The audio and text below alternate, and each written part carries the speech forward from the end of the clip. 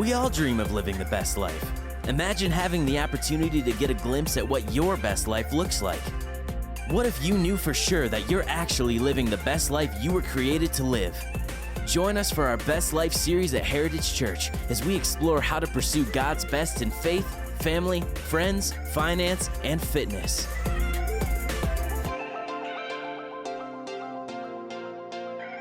What's going on, guys? How you doing today? Beautiful. You guys are awake? Love it. All right. I'm curious, is there anybody out here who's a Michigan Wolverine fan? Anybody out here? Beautiful. All right. How about the Spartan fans? Any Spartan fans? Oh, wow. You guys are louder. Wow. Hey, both teams are 1-0. This is a great weekend, right? Now, the only loser in all of this are those people out there who hate football. Anybody hate football? Yeah, I mean, it's going to be a long fall. It's going to be a long winter. I'm sorry. But no, this is off to a great weekend of college football. It's been exciting so far. And we are wrapping up this series we've been in called Best Life. And my name is Kyle. I'm the creative arts director here. And I also work with a ministry called YA, which stands for Young Adults. It's for our 18 through 29-year-olds here at Heritage Church. And one of the things that I enjoy about this role I'm in is I get to kind of see some of the behind the scenes and some of the planning that goes into what we have going on here at Heritage Church. And honestly, I can't be more excited about this September specifically at Heritage Church. For example, next week we start with some brand new service times. We've got Saturday night services. We've got 3 Sunday services, which are going to be great because that means you can pack the place out and invite your friends to that. We're starting a brand new series. Then on the 21st and 22nd weekend, we've got a fall kickoff weekend. I don't think we've done something like this, at least in a few years, where it's an entire weekend where we can just come, have fun, pack this place out, and celebrate Jesus. And it's an easy way for you to invite your friends and family because it's essentially one big event. And then also, at the end of this month, we're kicking off our groups. We've got different groups that are meeting in homes. We've got groups that are meeting at people's workplace or coffee shops and whatever. And so, honestly, this is a great time to be a part of Heritage, and I'm so glad you guys joined us here on this Sunday. As we wrap up this series, and we're going to be talking about finishing strong. I think for many of us, we want to live our best life, but then life gets in the way of that. We find ourselves distracted, we find ourselves frustrated, or we feel like we're in over our head. And so we want to talk about this idea of finishing strong, finishing the race strong. And one of my favorite verses, it's kind of like something every time I read it, it gets me amped up, it gets me excited. We're going to take a look at it. It's actually in your notes. So if you have the notes that Stephen was talking about earlier, go ahead and grab that. But if you're not a note taker or don't like reading that way, it's no big deal because it's going to be up on the screen behind me. But check this out. It's going to be up behind me. It says this: since we are surrounded by such a great cloud of witnesses, let us throw off everything that hinders and the sin that so easily entangles, and let us run with perseverance the race marked out for us, fixing our eyes on Jesus, the pioneer and perfecter of our faith. I love that. Let us run with perseverance the race marked out for us, fixing our eyes on Jesus. This translation says the pioneer and perfecter of our faith. Other translations say the author and perfecter of our faith. I love that idea. I think it's so cool to think about life as a race and remember that we need to have perseverance, that God gives us a race. We need to stay in our lane and focus on the race that God has given us. And as I was preparing for this message, I got really excited because I do love this verse. But then I also remembered that when I think of that word race stands out to me. I don't know if anybody else noticed that, but I've got just a story recently that's just kind of embarrassing about a race that I was in. And I swear, every time I come here and I speak, I end up telling some sort of like embarrassing story. So I don't know if you guys are just keeping me humble or what. But man, something happened a few months ago, and I want to share this with you guys. I'll just kick it off with this. It was spring break week this past year, so 2019, spring break week. And our high school ministry, which at the time, me and Stephen were leading the high school ministry. But we wanted to do something different, and so we planned an entire night where we're going to be, instead of hanging out here in the building, we're going to be at the new rink. It's a roller skating rink up on Van Dyke. If you haven't been there, it's basically like Skate World, the exact same thing. And so one of the things about me is I grew up, and I still do, I play hockey, so I'm a good ice skater. I'm an okay rollerblader. So good at ice skating, decent at rollerblading. So just so you know that, like that, just to set up the context. And so one of the things I did is I started egging some of our students on through social media. So I'd post and I'd say, hey, I want to see you guys show up to the rink. I'd love to race you and beat you. And if you can't handle me, bring your friends out with you. So I was just kind of messing around, right? Which is probably it was a problem. And I started gassing students up. They started gassing me up, which is not good. And then I was getting like fired up and excited to race some of these kids. And then this is where the embarrassing part happened. Okay, I showed up, paid to skate, and then I walk out there, and like within 2 minutes, all of a sudden they make an announcement like, all right, the races are about to begin. I'm like, what the heck? I'm just like strapping up my skates, my rollerblades, and all of a sudden these kids, what do you think they're doing? They're like egging me on, they're gassing me up. They're like, come on, Kyle, come on, I brought my friend, he's gonna beat you. And I'm like, who is this kid? I don't know. So anyways, everybody wants to beat me in this race because I egged it on. And this ended up being probably like top 5 most embarrassing moments of my life, okay? And here's the thing about making mistakes in life, okay? It's one thing if you make a mistake, and that's fine, and you learn from it. It's another thing if you make a mistake in front of a high school student, because chances are their phones are out and they're filming it. And so I can tell you what happened, or I could show you what happened. You want to see? Okay, all right. Before I show it, let me just set this up because it's going to be shocking, okay? So what ended up happening is by the end of this race, I ended up running into a worker at the new rink. Like literally like plowing her over. Not him, her. She's 16 years old. And, all right, that's about all I can say. I mean, there's really nothing else, okay? So I want you to watch this video. It's not the best quality, but I'm on the inside lane, and you'll see me come in to, like, zoom in at the end. So go ahead, let's run this video. All right, so it starts. There's, like, 50,000 people out there. All right, I'm in the dark red, coming around the turn. I'm, like, in second or third place-ish. And then here, okay, wait for it. Here it's happening.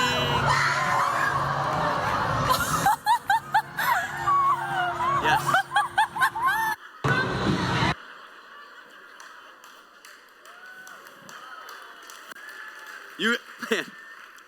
You guys should not applaud that. You are messed up people. So somebody in the first service, their first thing was, what was she doing? I'm like, that's what I was thinking too. But that's not what happened. Most of the time when I show people that video, they're like, what were you thinking? And I'm like, so let me explain what happened here, okay? So I'm coming around the turn like full speed, and she goes to hand the ticket to the guy who won the race. And then all I know is I come around the turn, and next thing you know, she's there. And it looked like I intentionally checked her. I swear to you, I did not. I did not want to hit her. In fact, I felt so embarrassed. I went over to her, and I apologized like 4 times that night. And I had that video that somebody had sent me. And so then I said, hey, I'm so sorry. Like, I'm so embarrassed. She's like, no, it's okay. It was kind of funny. I was like, yeah, I got it on video. It was so embarrassed. She goes, you got it on video? She goes, can you text it to me? I want to send it to all my friends. And so, yeah, I ran over a 16-year-old at the new rink. Felt like leaving in that moment. But let me explain to you for a second what was going on in my head, just to help you maybe, to empathize with me maybe. I don't know. But basically, here's what happened, right? I am somebody who, some people would call me competitive. It's not that I need to win. I just don't want to lose. I'm just one of those types of people. I don't like losing. Anybody here feel me on that? Come on, there's got to be yes, thank you. You're my people. I just don't like losing. And so what happened was these kids were like gassing me up and calling me out. And then they said go, and I was like, I'm not going to try. Then this little tiny kid like skated past me. I'm like, I can't let him beat me. So I like sped around the corner. And then I come around the turn. I'm like, I felt like I was in the lead around the turn. And then I saw this dude who looked like he was gliding like Jesus on wheels, just glides right by me. I look down. He's got these like $400 rollerblades that were like these Mission brand that he like, went and bought just for the race. And then here I was in these like rental rollerblades from 1989. Everybody and their brother in Shelby Township have worn the rollerblades that I was wearing that night.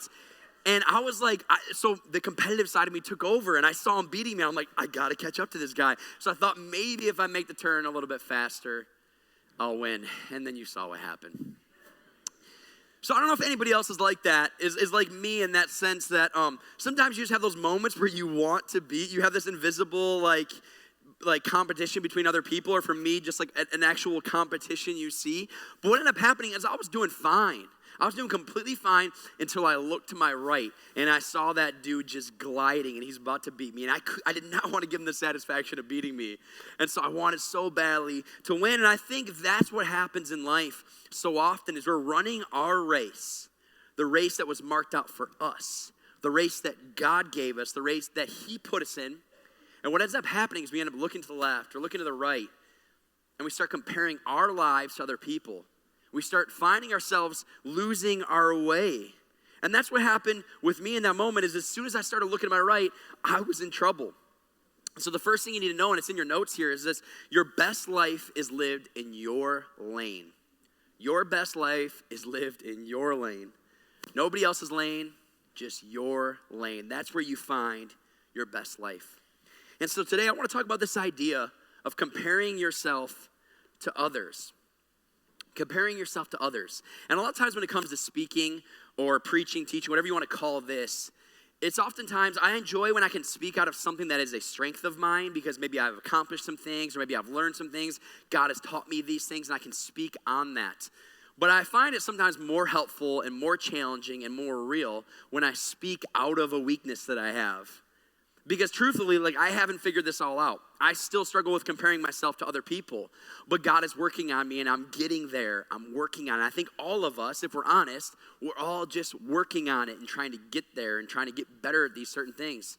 And so I want to talk about that today because truthfully, most of my life, this has been a struggle that I deal with and God has been working on it in my life.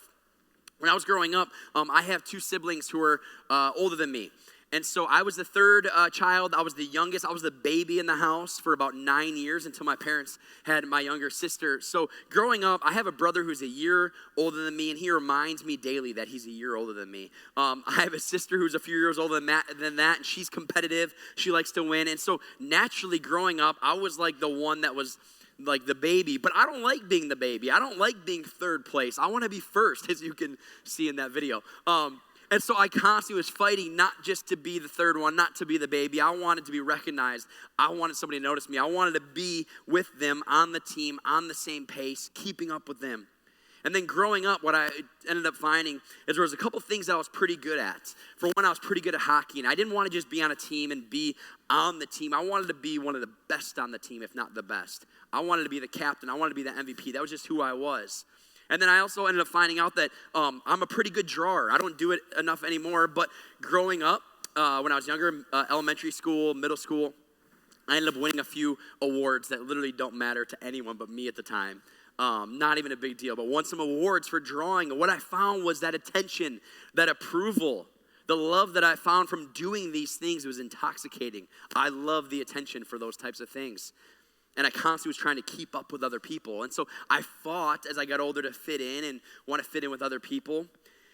And truthfully, as I got older than that, a lot of the decisions I have made in my life is as a result of trying to keep up with somebody else or just to be one step ahead of them. Because I've been constantly trying to compare my life to other people. And maybe some of you guys can relate to that today. I want to talk about the problem with comparing ourselves to others. There's some problems in there that are going to be in your notes here. There's a few problems that I have seen when it comes to comparing your life to somebody else's life. For one, there's always somebody better, right? It's just the reality. There's always going to be somebody better. There's that on the end of there. There's always somebody who's prettier, who's smarter, who's healthier, who's richer, who's handsomer. There's always going to be somebody who's better than you. It's just the harsh reality of life. And the world we live in nowadays in 2019, we see that magnified at a huge level. I love social media. I'm a big fan of it. I use it. I love it. But think about this. 15, 20, 30 years ago, you could be sitting in your house on a Tuesday night and have no idea what anybody else in the world is doing, but you know that your family is there and you're content with that. Nowadays, you can be sitting in your home while also paying attention to what everybody and their brother is doing around you. And you compare your, what I would say, behind the scenes to their highlight reel. That's really what it is. So you're sitting there, on a Tuesday night and you're hanging out and, your kids are like about to murder each other and you're like, oh my goodness, my kids are about to kill somebody, and you're on Instagram and somebody's house looks perfect and their kids are so well behaved and their husband's doing work around the house and it looks amazing. And then you look over and your husband's like eating a bowl of ice cream on the couch again for the 5th day in a row. Some of you are like, that's the best life right there, right? But that's really what happens. We compare our behind the scenes to somebody else's highlight reel, especially in social media. We see that so often, and it magnifies our discontentment. It magnifies our envy. And I can honestly say, in my life, I've had people who are younger than me who have come up to me and said, man, Kyle, your life, your family is so perfect. I love your family. You guys seem perfect. And the truth is this, we show you what we want you to see. I have a beautiful wife and I have 2 beautiful daughters and they're amazing. They're almost perfect, but let's be real. They're not perfect. We are not perfect. I have not chosen to show you those times when I'm impatient as a dad or impatient as a husband. I have not chosen to show you the times when I stare more in front of my phone screen than into my kids' eyes, and I'm embarrassed to admit that.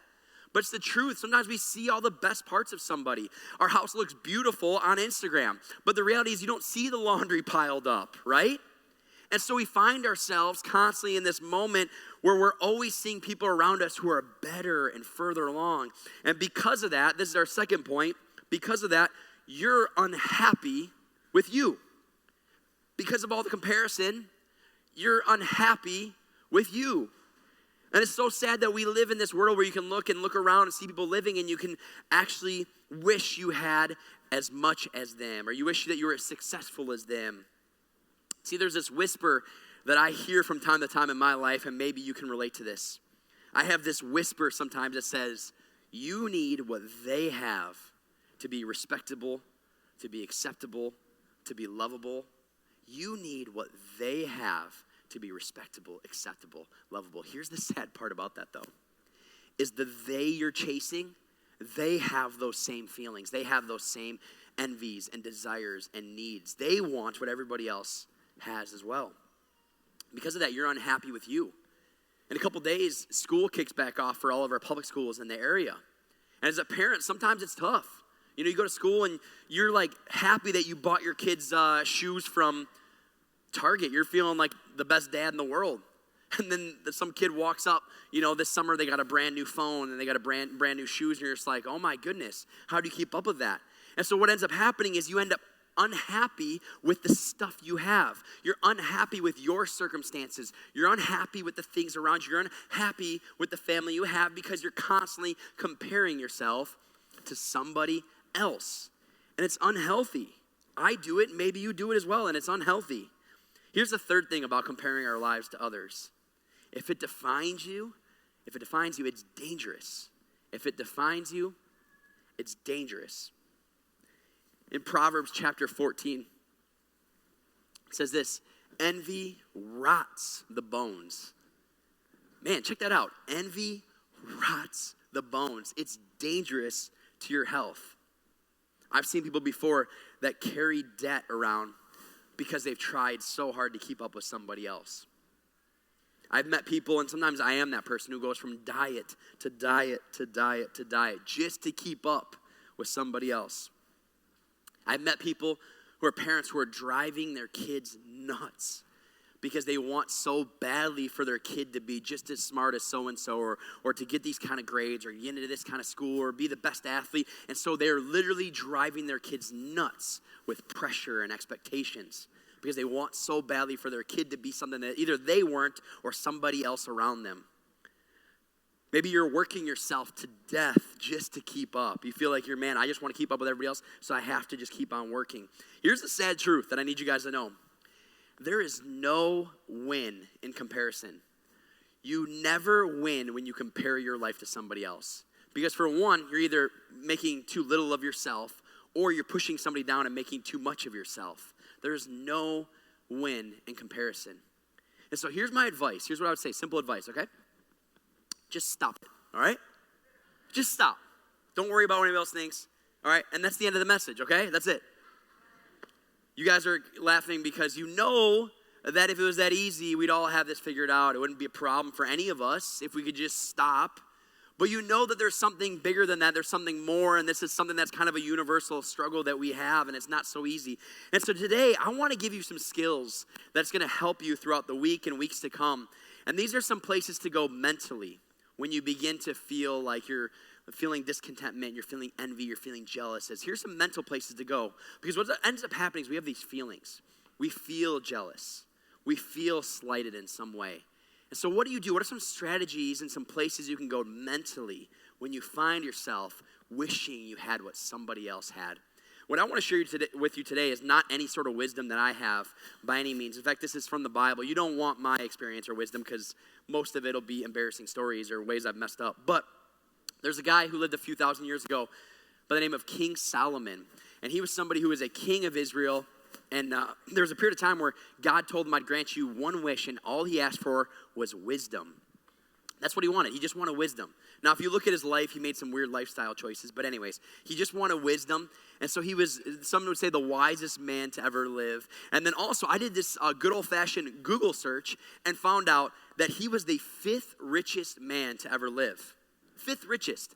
In fact, the amount of money he made at this time, this day, he'd be worth $2.2 trillion. So this dude, he had the wisdom, he had the power, he had the money, he had it all. He's the they we're chasing. And I don't know about you, but when it comes to figuring out what I want to do and how I want to handle contentment and being satisfied, I want to look to somebody who's arrived, who's had it, because we can learn from their mistakes and also their successes. And so in the book of Ecclesiastes, he talks a lot about the idea of contentment and what really matters in life. And we're going to take a look into Ecclesiastes chapter 4 and get some wisdom from King Solomon and some insights into living our best life. In chapter 4, verse 4, it says this: I saw that all toil and all achievement spring from one person's envy of another. So he sees that one person's toil and all of the struggles they have, the achievement, springs from their envy of somebody else. So here's the first insight. People were determining where they were based on where everyone else was. And we already talked about that a little bit, but a lot of times that's the way we live our lives. We determine where we are based on where other people are. And so a lot of times we find ourselves looking around and saying, man, I wish I was as far along as so-and-so. Or, man, I know I've been saving my money and I'm doing some good things, but I'm not as far along as this person. Or, yeah, I just got that new car, but do you know that, like, my friend got a car and it's a little bit better and their house is a little bit nicer. And then here's what King Solomon says about it. He says, this too is meaningless, a chasing after the wind. I love this word picture. It's a chasing after the wind. You know the funny part about chasing the wind? You never catch it, you know? You just keep trying and striving and trying to grab it, and you'll never actually catch it. And so King Solomon talks about all this achievement, all this toil, all this running around trying to achieve things. And he says it's all meaningless. It's all chasing after the wind. There's no trophy. There's no winner. There's no second place. There's no third place. There's no finish line even. You're literally wasting your time. It's meaningless. It's dissatisfaction guaranteed every single time. See, the thing I found is that envy oftentimes steals the joy from what we've already accomplished. Think about that. Some of you guys, you've accomplished great things in your life. But when we become envious of somebody else, it steals the joy of the very blessings around us. We constantly find ourselves wanting more and more and more and more. The great 1990s philosopher known as the Notorious B.I.G. once said, "Mo money, mo." Yeah, you guys know. Good job. But it's true, more money, more problems, you know? The more stuff you get, the more problems you have. And even just staying in the pop culture lane for a minute, one thing I would say, you know, looking at pop culture, you see these people who like get to the highest level of success, whether it's in music, acting, whatever it may be, they arrive. They've got money, they've got fame, they've got it all. And then you find out later, they'll talk about their depression or the drugs they had to do to cope with the pain. Then you find out, you're like, wait a minute, hold up. You have everything that we all want. And you were like broke before, and now you have everything. And you're still not happy? It didn't fill the void. It was meaningless. It's chasing after the wind. And so we see it in life, and it's so obvious that there's people, and sometimes we do this, we chase after something that doesn't exist. We're chasing and trying to compete for nothing. And so here's a mental strategy for you this week as you go into your week, and there's those moments when you look around and you start to see things that you want or things that you wish that you had, when you catch yourself looking to the right or to the left, here's a mental strategy.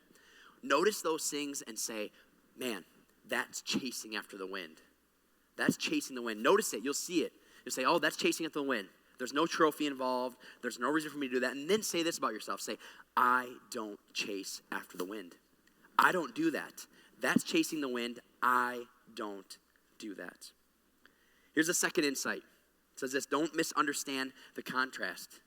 Don't misunderstand the contrast. See, for many of us, we look at those verses, or it'd be very easy to be like, see, that's why I don't try hard. That's why I don't work. That's why I just like to stay at home. No risk. It's easy. No. That's not what's happening. I mean, this is a dude who is very successful speaking. So he's not telling you to be lazy. Not at all. In fact, I think sometimes trying to win, trying to achieve things, learning from people, growing, that's all great. In fact, what he says here in Ecclesiastes 4:5, he says, fools fold their hands and ruin themselves. So you have to be careful. There's a part where it becomes unhealthy, and on both ends, where you strive so hard to achieve things, and on the other end where you have no desire, no willpower. It says a fool folds their hands and ruins themselves. But Insight 3 says this, there's a different approach. There's a different approach. Check out this verse. I feel like there's so much wisdom in Ecclesiastes 4:6 says this, better one handful with tranquility than two handfuls with toil and chasing after the wind.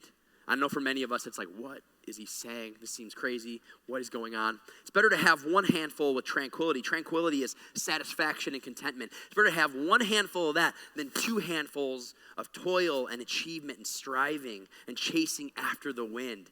You see, you may be here and you're not like into the whole church thing. Maybe you're not into the whole God thing, and I want you to know you don't have to believe all the same things we believe to belong here. We're just so glad you came here. You belong here. You're a part of our home. You're a part of our family, whether you like it or not. We're so glad you made it out here.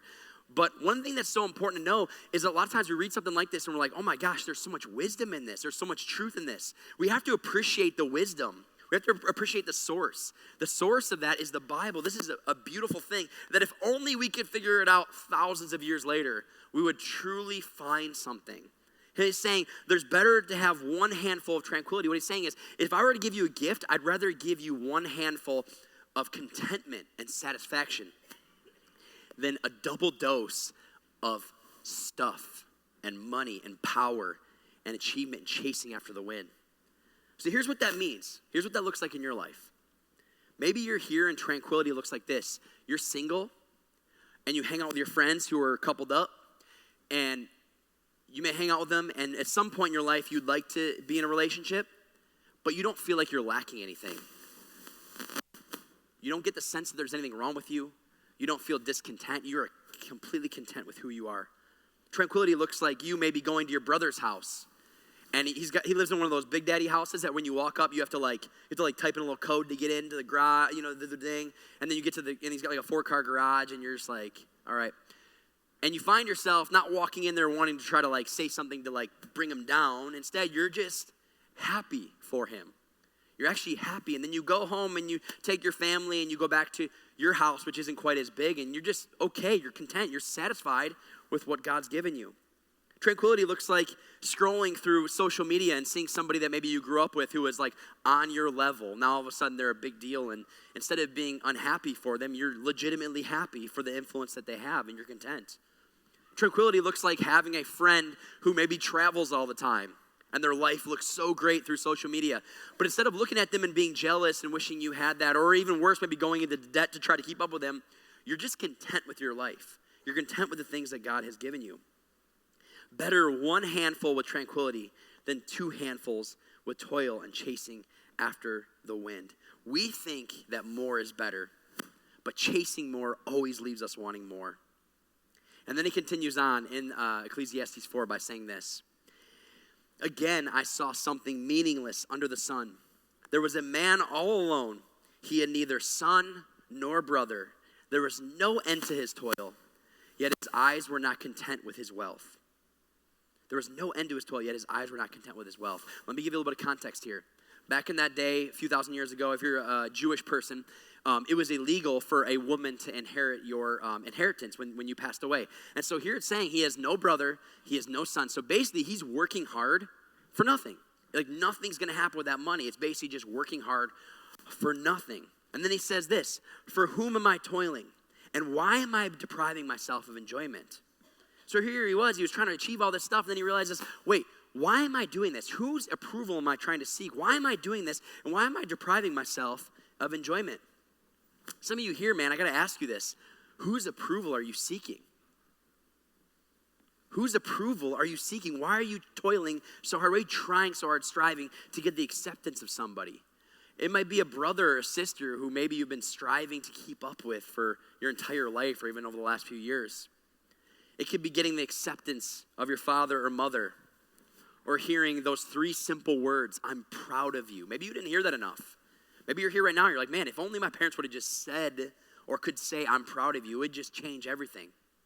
Or maybe you have some family members in your life who have passed and you never got to hear those words from them. You never got to hear those things. And so you're constantly striving and achieving to make them proud, even though on this earth they will never see you.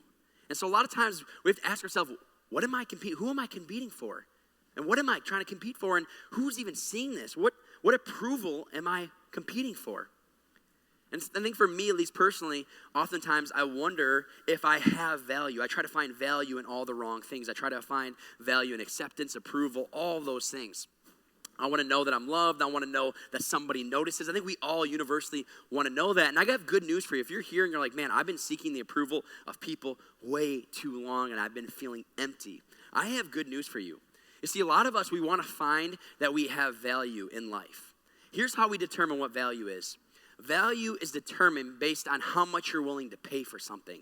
That's simply put, that's how you determine what something's value is how much you're willing to pay for it. So if you and I went to the store, you may see something and it may say $50 on the tag. To you, maybe that's good value. You're like, okay, that's a good value. I would pay $50 for that. But for me, maybe it's not worth it. And in my life, I can tell you that there's a few people in my life that are so valuable to me that I would literally die for them. I would literally lay down my life so that they could be saved. That's how I know that that's how they should know that they're valuable to me. It's because I'm willing to give it all for them. The good news is this. We have a God who saw you and saw me as valuable. And he saw us as so valuable that he was willing to send his son Jesus to pay the ultimate price for us. That's how we know we have value. He paid it all for us. In fact, one of the most famously quoted verses in all the Bible says, for God so loved the world that he gave his only son. It doesn't say that for God judged the world or for God wanted to see if the world was worth it or if it was, he needed to accept the world. No, it says for God so loved the world that he gave his only son. And so I want you to know that you have value in God's eyes. You have value. No matter where you came from, even if you're seeking after the approval in all the wrong ways, know that you are valuable in God's eyes. He loves you as you are. So the truth is this, and it's going to be in your notes. Your best life is lived with a heart at peace. That's what I want. I want peace. Even though I personally strive, I'm constantly competing, I want peace. And that peace can only be found in Jesus. When you know who you are in him, when you know that you are loved, when you know that you are accepted as you are, that is where you find peace. In Proverbs 14:30, earlier we read that verse where it says, envy rots the bones. Check out what it says as a contrast to that. On the screen, it says, a heart at peace gives life to the body. Check that out. It says, a heart at peace gives life. You want to live your best life? It comes from living with a heart at peace. You cannot compare your way to peace. You cannot compare your way to tranquility. You are enough. So as we close here, I just want to give you something very simple, quick suggestion as we wrap up here. When it comes to life and you're comparing your life to other people, you're looking to your left, you're looking to your right, it's not going to go away. We're going to constantly have that struggle and strive. Here's my suggestion to you. Look to other people for inspiration, not for imitation. Look to others for inspiration, not imitation. There's going to be so many people you're going to meet that should be inspiring to you. You want to be doing things that are like them. You want to be encouraged by them. You want to grow from them. Look to other people around you for inspiration, but don't just try to imitate others. In fact, sometimes or someday we're going to get to heaven. You're going to be in front of God face to face with him. And I'm pretty sure he's not going to say to you, man, why weren't you more like Kyle? No. He's not going to say, man, why weren't you more like your neighbor? No. He's going to say, why weren't you more like you? Why weren't you more like yourself? Why weren't you living life to the fullest and content with the things I've given you? Why didn't you just settle in and say, thank God, and kiss the ground every single day and say, thank you for what you've given me? So look to other people for inspiration, not for imitation. Your best life is lived with a heart at peace. And so when your emotions start drifting, when you find yourself looking to other people, wanting what they have, here's my suggestion. Remind yourself that's chasing the wind. And I don't do that. I have a race marked out for me that God has for me and nobody else. And I'm not going to chase after all those other things. I'm not going to compare my life to somebody else's. I'm going to follow him. Let's pray. As we pray, I just want to pray specifically for anybody here who may be struggling with this heavily. Maybe you feel like you just struggle constantly wanting to be like others or keep up with others or beat other people around you, and you're constantly in this race that has no end, that has no finish line. I just pray for you in particular. Just say, God, thank you so much for all that you have given us. I'm sorry for the times where I've forgotten that all the gifts you've given me, the family I have, the friends I have, the gifts you've given me, that they come from you. And so today, in this moment, I just want to acknowledge you, God, and say thank you so much. God, as we go into this week, I just pray that you remind me, moving forward, that you are a great God who is in control. And remind me when I see those moments when I'm chasing after the wind, remind me that I'm not somebody who chases after the wind. Remind me that I am loved, that I am approved, and that I am accepted by you. It's in Jesus' name we pray. Amen.